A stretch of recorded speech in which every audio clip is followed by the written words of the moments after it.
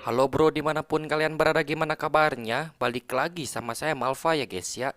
Di video kali ini seperti biasa Malva akan menceritakan film horor berjudul Uma yang rilis tahun 2022. Sebelum lanjut ke pembahasannya, jika kalian suka dengan channel ini silahkan subscribe terlebih dahulu untuk membantu saya lebih berkembang lagi. Gak usah banyak cincong di awal, siapkan diri kalian, pusatkan pikiran, jangan pernah berkedip. Selamat menonton dan cekidot.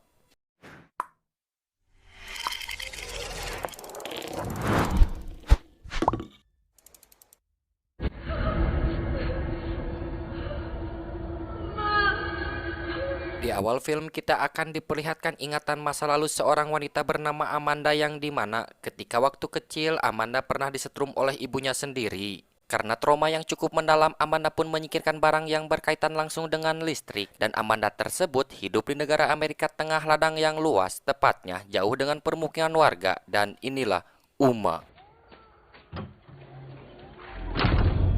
16 tahun kemudian, kini Amanda dikaruniai anak yang bernama Chris. Untuk mencukupi kehidupannya sehari-hari, Amanda bersama Chris mempunyai bisnis kecil yakni menjual madu murni. Asalkan kalian tahu, karena rasa trauma yang cukup mengerikan bagi dirinya, Amanda tersebut hingga saat ini tidak pernah menyalakan lampu di rumahnya. Bahkan Chris pun sudah terbiasa hidup tanpa listrik dan internet, layaknya hidup di zaman dahulu. Lalu saat malam hari Chris mendengar bahwa Amanda sedang merintih ketakutan akibat adanya petir, dan Chris pun mengetahui bahwa jika Amanda dekat dengan listrik, penyakit Amanda akan kambuh kembali.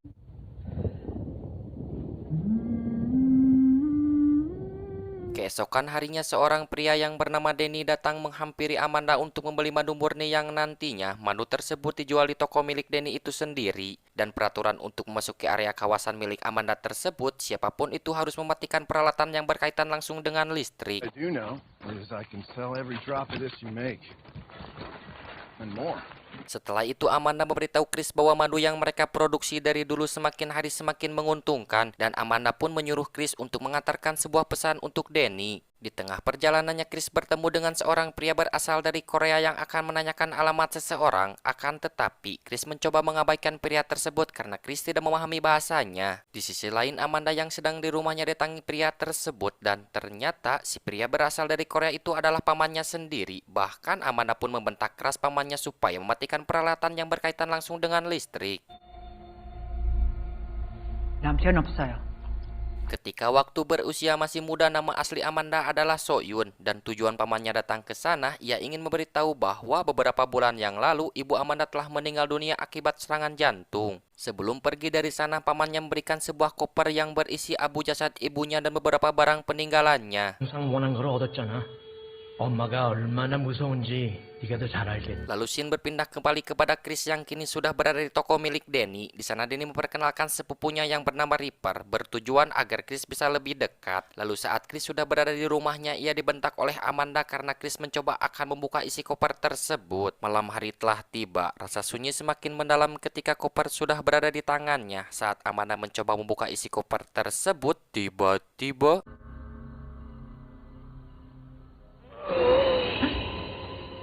ya, itu topeng yang berada dalam koper tersebut hidup layaknya seperti manusia. Tak lama kemudian, Amanda mendengar suara Chris yang merintih keras meminta tolong kepadanya. Semenjak kematian ibunya, kini Amanda benar-benar merasakan mistis yang begitu dahsyat.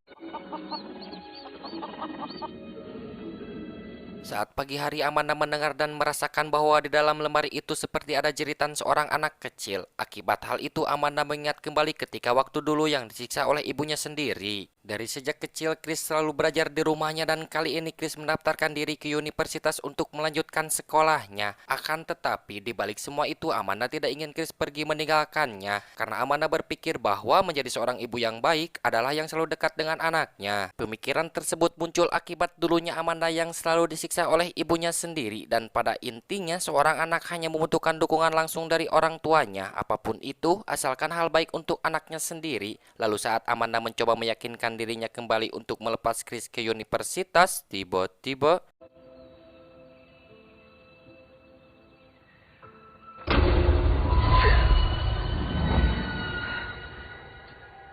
ya, itu sosok ibu Amanda muncul tepat di hadapan dirinya. Akibat hal tersebut, Amanda langsung mencari Chris, tetapi saat itu sosok ibunya terus menakuti Amanda. Setelah sadar dari hal itu, Amanda melihat Chris yang sudah berpakaian hanbok dan ia temukan di sana. Akibat hal itu, Amanda marah besar kepada Chris dan langsung membuka pakaian tersebut. Semenjak kedatangan koper tersebut, Chris merasakan bahwa Amanda kali ini sedikit aneh. Bahkan Chris pun ingin mencari tahu apa penyebab dibalik semua itu. Saat Chris akan membuka koper tersebut, tiba-tiba foto nenek yang sudah berada di sana dan hal aneh pun terjadi menimpanya.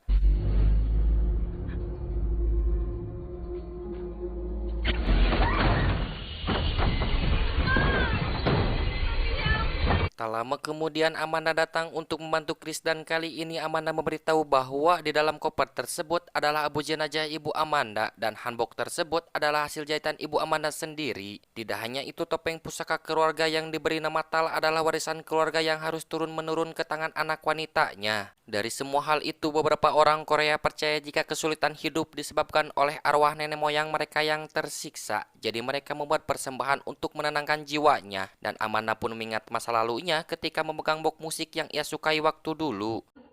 그럼 이건 나의 소중한 뮤직박스야. Setelah itu, Denny bersama Ripper datang untuk mengisi waktu kosongnya dengan beberapa permainan. Mungkin terlalu bosan bagi anak muda, jadi Chris pun mengajak Ripper ke ruangan lantai atas. College application? Yeah. Didn't even know you could apply on paper.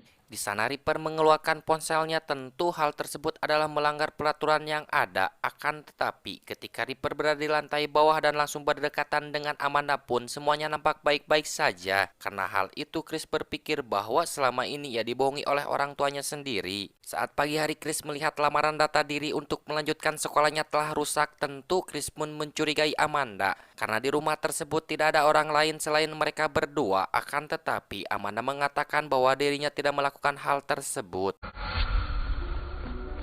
Hey!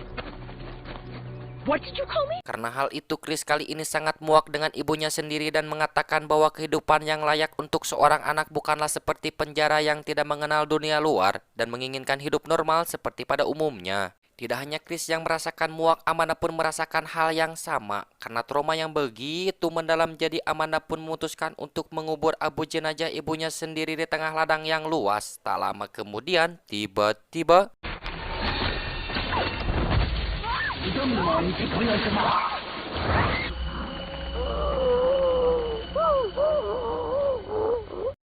saat Chris kembali pulang ke rumahnya, tiba-tiba abu jenazah neneknya sudah berada di sana. Bahkan Amanda pun kali ini memakai hanbok hasil ibunya sendiri. Tidak hanya itu, Amanda pun menyuruh Chris untuk mengenal upacara penghormatan, tetapi saat itu Chris menolaknya karena tidak percaya dengan hal tersebut.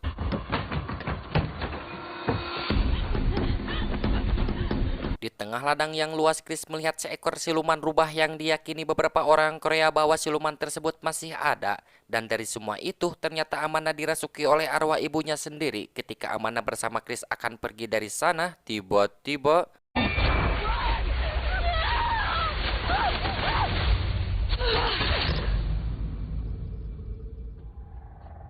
ya, itu tarikan tersebut yang membawa Amanda pergi ke rumah zaman dulu ketika masih berada di Korea. Dan ternyata ibu Amanda adalah orang yang sangat dihormati di negaranya karena keterampilan yang sangat berbakat. Dari semua itu adalah pelampiasan rasa sakit seorang ibu karena dulu ibu Amanda pergi bersama suaminya ke negeri asing dan lalu dipulangkan kembali ke negaranya ketika ibu Amanda tidak bisa memahami bahasa asing, bahkan ditinggalkan begitu saja oleh suaminya sendiri. Lalu ibu Amanda mengajak anaknya untuk pergi bersama ke alam barzah, tetapi Amanda menolaknya karena Amanda mempunyai tanggung jawab yang besar, yakni merawat Chris dan menemaninya sampai kapanpun. Dari penolakan tersebut, Amanda berjanji bahwa Amanda akan melakukan upacara untuk menenangkan jiwa ibunya. Pagi hari telah tiba, kini Amanda bersama Chris melakukan upacara tersebut. Bahkan hidup Amanda kali ini berubah total semenjak perpisahan dengan orang tuanya. Dan Chris pun memutuskan untuk pergi melanjutkan sekolahnya demi masa depan yang lebih baik. Dan film pun tamat. Pesan yang kita bisa ambil dari film ini adalah hargai dan cintailah orang tuamu selagi ada, karena kematian datang tidak memberi pesan. Dan jangan jadikan alasan lain karena tidak bisa merawat orang tua, karena doa orang tualah yang tajam seperti busur panah. Ya, itu, saya Malpa pamit undur diri. See you next video. Bye-bye.